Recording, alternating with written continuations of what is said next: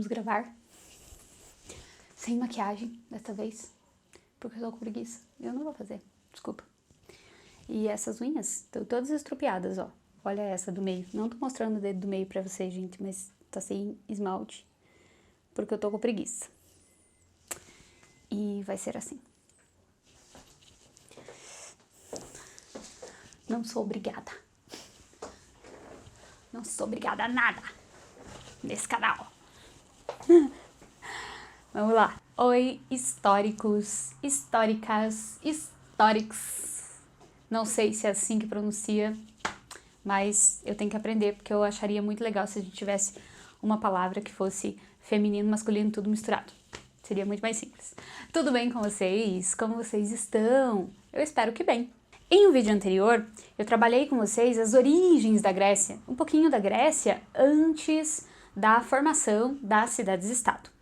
Hoje eu queria trabalhar com vocês cidades-estado, né? Como é que eram essas polis, como é que eram essas cidades-estado gregas. Se você não viu esse vídeo anterior do qual eu falei, não tem problema nenhum, você vai entender esse aqui de boas, mas se você tiver um tempinho e quiser assisti-lo, ele está aqui, só clicar no card e que você vai assistir. Mas, como eu já falei, não assistiu, não tem problema, vem comigo que você vai entender tudo bem de boinhas, tá? Só vem. Mas antes da gente começar, assim, só pra saber, porque perguntar não ofende, você já se inscreveu no nosso canal? Você já é inscrito no nosso canal? Você já ativou o sininho? Então eu vou dar um tempo pra você fazer isso, porque é muito importante. Sem pressa. Beleza? Então, agora sim, agora vamos lá. Cidades-estado existiram em várias civilizações, mas a gente geralmente associa elas facilmente à Grécia, porque essa civilização desenvolveu uma série de cidades-estado muito distintas entre si e muito interessantes. Na Grécia Antiga, cada cidade-estado era uma unidade política, econômica e social distinta entre si. Ou seja, cada uma vai ter suas próprias formas de governo, moedas, atividades econômicas e organizações, estruturas sociais muito diferentes umas das outras. Então, apesar da gente falar em Grécia Antiga, na verdade, a gente não vê um território unido em torno de um centro de poder, mas vários pequenos estados com E maiúsculo, essas cidades independentes uma da outra. Então, definindo, cidade-estado é um território formado por uma cidade e áreas próximas. Esse território é um estado soberano, ou seja, que exerce poder e autoridades supremos em um território e que possui autonomia com relação a outras cidades vizinhas.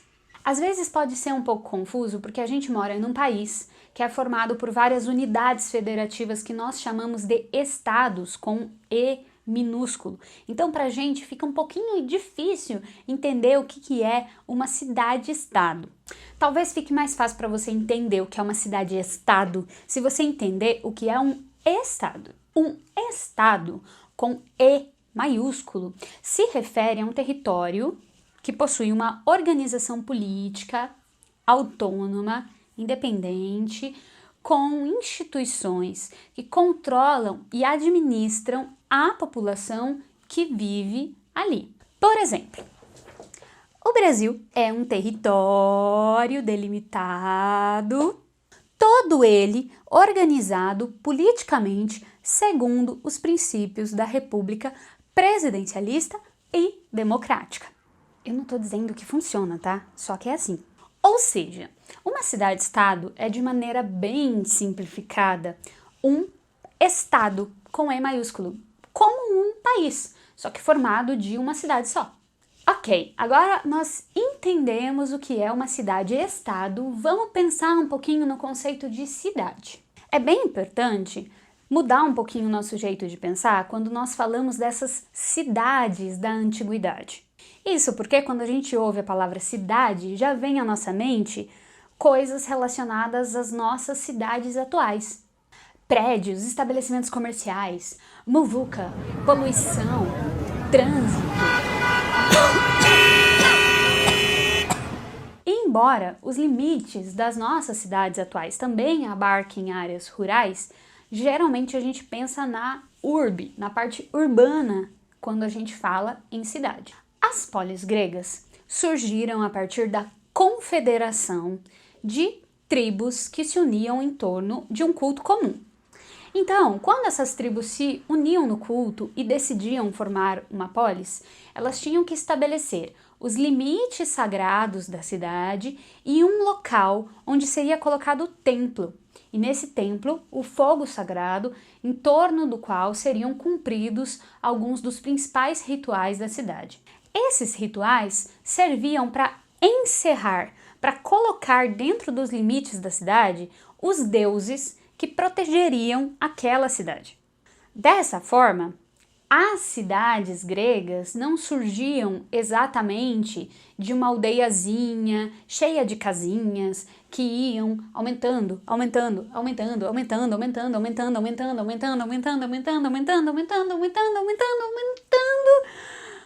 até que se tornavam uma cidade. Ela era principalmente uma associação religiosa e também política daquelas tribos que a formavam. É por isso que nas cidades-estado gregas, nem todo mundo que morava na cidade era considerado cidadão, ou seja, nem todo mundo que morava na cidade tinha direitos e deveres políticos. Os cidadãos eram aqueles que estavam ligados pelos laços das tribos que formavam a cidade, laços de culto, do culto ao fundador daquela cidade. Isso dava a esse grupo o direito de possuir terras, porque essas terras eram passadas hereditariamente desde os primeiros fundadores, e também dava a eles o direito de comandar, de participar de alguma forma das decisões políticas da cidade.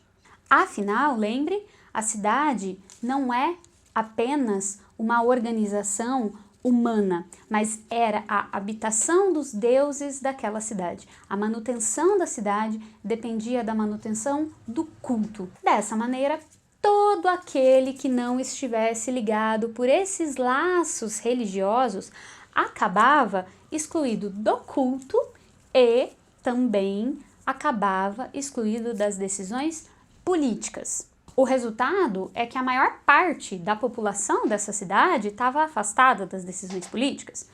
As mulheres, estrangeiros e também os escravos. Por essa razão também, uma das punições mais sérias que um cidadão podia receber por um crime era o exílio. Ou seja, a expulsão da cidade. Pois isso significava que ele seria separado, não apenas fisicamente, do seu povo, da sua terra, mas ele iria para algum outro lugar onde ele seria considerado o estrangeiro. Afastado dos seus deuses ancestrais e da terra onde estavam enterrados os seus ancestrais, ele perdia tudo aquilo que estava de alguma maneira ligado ao culto, a sua propriedade, a sua família e a base da sua religião. Ser exilado era perder a sua pátria. Talvez, quando você pensa em pátria, você tenha uma imagem na sua cabeça da galera cantando o hino nacional com a camiseta amarela da seleção, esperando o início do jogo de futebol. Mas patriotismo não é bem isso. É claro, quando se fala de patriotismo, está se falando de um sentimento de amor e devoção à pátria, aos seus símbolos, ao seu povo, à sua terra. Mas patriotismo é um conceito bem complexo e por isso muitas vezes ele é confundido com umas coisas bem bizarras. Mas de qualquer forma, a nossa ideia de patriotismo na atualidade é diferente da ideia de patriotismo na Grécia, embora, claro, a nossa ideia atual tenha relações com esse significado antigo. A palavra pátria, na sua etimologia, na sua formação, tem uma relação com palavras ligadas à ideia de pai. Inclusive, a palavra pátria está no interior da palavra patriarca. Já tinha percebido? E isso não é uma coincidência. Por quê? A terra pátria é a terra do pai. Bom, já falei aqui sobre como o culto aos antepassados era importante para a própria fundação da cidade. E o culto aos antepassados está ligado à ideia de parentesco, ou seja, quem faz parte da sua família. E a família aqui é definida através de uma linhagem patrilinear, ou seja, seus antepassados, os antepassados que você vai cultuar, são aqueles por parte de pai. Então, a sua pátria era a terra onde os seus parentes, por parte de pai, estavam enterrados. E era ali que você prestava o seu culto. Sem esse território, você não tinha nem religião e nem direitos. É claro que essa forma de organização social excluía muita gente. A nossa ideia de direitos humanos atual, ou seja, a noção de que todos os seres humanos são iguais perante a lei e devem ser respeitados e possuir os mesmos direitos, independente de suas origens étnicas, de sua cor de pele, de sua religião, não existia aqui e não fazia o menor sentido na cabeça dessas pessoas. Mas isso não significa que, com o passar do tempo e com o desenvolvimento das polis, grupos que eram excluídos por causa dessas questões de parentesco e origem não tenham promovido revoltas e revoluções dentro das cidades-estado que gradualmente vão permitindo que outros grupos fossem obtendo direitos políticos. Porém, obviamente, isso nunca alcançou a todos. Mulheres sempre permaneceram excluídas das decisões políticas. Mas essas mudanças políticas, elas também são acompanhadas por mudanças religiosas. A própria noção de religião vai mudando com o passar do tempo. Além desse culto doméstico aos antepassados e esse culto aos heróis das cidades, vai surgindo um culto aos deuses ligados à natureza física. Aqueles deuses ligados ao sol, à chuva ou a conceitos como o amor, por exemplo, que vão dar origem à nossa queridinha mitologia grega. Porém, mantém-se algumas ideias da religião tradicional.